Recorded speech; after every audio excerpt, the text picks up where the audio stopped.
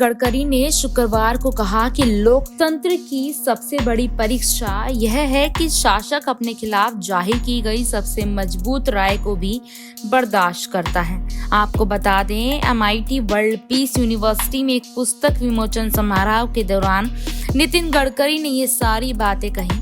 उन्होंने लेखकों और बुद्धिजीवियों से निडर होकर अपनी बात रखने के लिए भी कहा। गडकरी ने कहा कि इन दिनों राजनीति में जो हो रहा है वह अन्य जगहों पर भी हुआ है। किसी ने अपना अस्तित्व खो दिया है। हमारे देश में मतभेद कोई समस्या नहीं है। हमारी समस्या है किसी मत का नहीं होना। हम ना दक्षिणपंथी हैं और ना ही वामपंथी।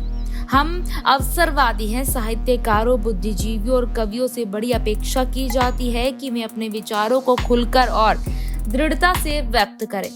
लोकतंत्र की अगर सबसे बड़ी कोई कसौटी है तो वह है कि यदि कोई विचार राजा के विरोध में है तो राजा उसे सहन कर सके और खुशी खुशी स्वीकार कर सके, उस पर आत्ममंथन करे। यही वास्तविक लोकतंत्र है। केंद्रीय मंत्री नितिन गडकरी के इस बयान के बाद सियासी गलियारों में चर्चा एक बार फिर तेज हो गई। सवाल यही है कि आखिरकार नितिन गडकरी का इशारा किस ओर है। हालांकि ये पहली बार नहीं जब गडकरी के बयान को लेकर सियासी सरगर्मी तेज हुई हो। इससे पहले बीते 14 सितंबर को नितिन गडकरी ने एक सोशल मीडिया पर एक चैनल को इंटरव्यू दिया था और उसमें कहा था कि एक बार नेता ने अपने प्रधानमंत्री पद के लिए समर्थन देने की पेशकश की थी। हालांकि गडकरी ने यह ऑफर यह कहकर ठुकरा दिया कि उनकी ऐसी कोई लालसा नहीं है। तब गडकरी ने कहा था कि मुझे एक घटना याद है, मैं किसी का नाम नहीं लूंगा। उस व्यक्ति ने कहा कि अगर आप प्रधानमंत्री बनते हैं तो हम समर्थन करेंगे।